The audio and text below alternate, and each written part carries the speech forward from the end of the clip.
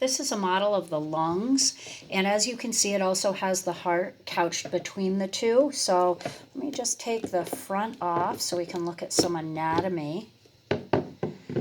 So looking at this, here's the heart in between the two lungs, and notice that the first lung actually only has 2 lobes. So, and which side is that on, the left or the right?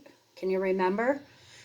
Remember that it is as if it is in you. So this is facing the front. So as you're standing, this would be the left side. So this is the left side.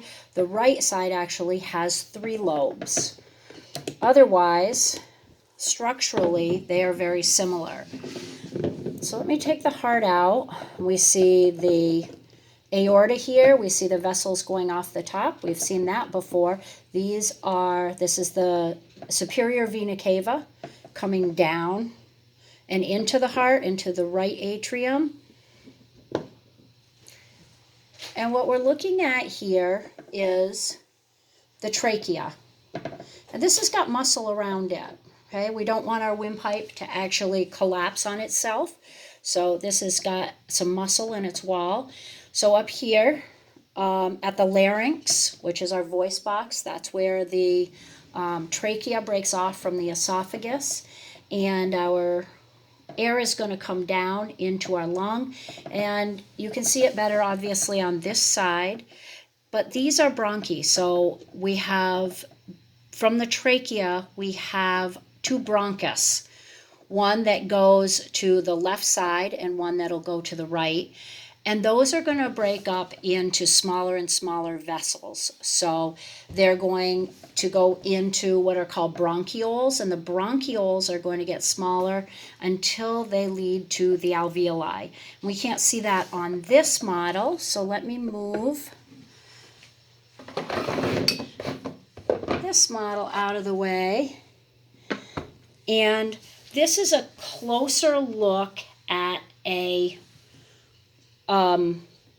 lung, and this is lung tissue. This is a branch, so as this branch comes down, we can also see that it brings blood supply.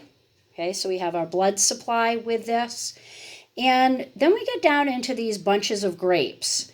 And remember that those bunches of grapes are actually filled with air. So that air in the bunches of grapes, those are called alveoli, is these little air pockets. And those air pockets allow us to breathe air in, and it will fill up these little air pockets like balloons. And around the air pockets are this web of blood vessels. And that web of blood vessels is there so that the air can be moved into, the oxygen can be moved into the blood supply, and the CO2 can be discarded into the alveoli, okay, so into that now deoxygenated blood, and we're going to breathe it out. So we breathe in and we have a higher percentage of oxygen, we breathe out and we have a higher percentage of CO2, and CO2 is our waste product.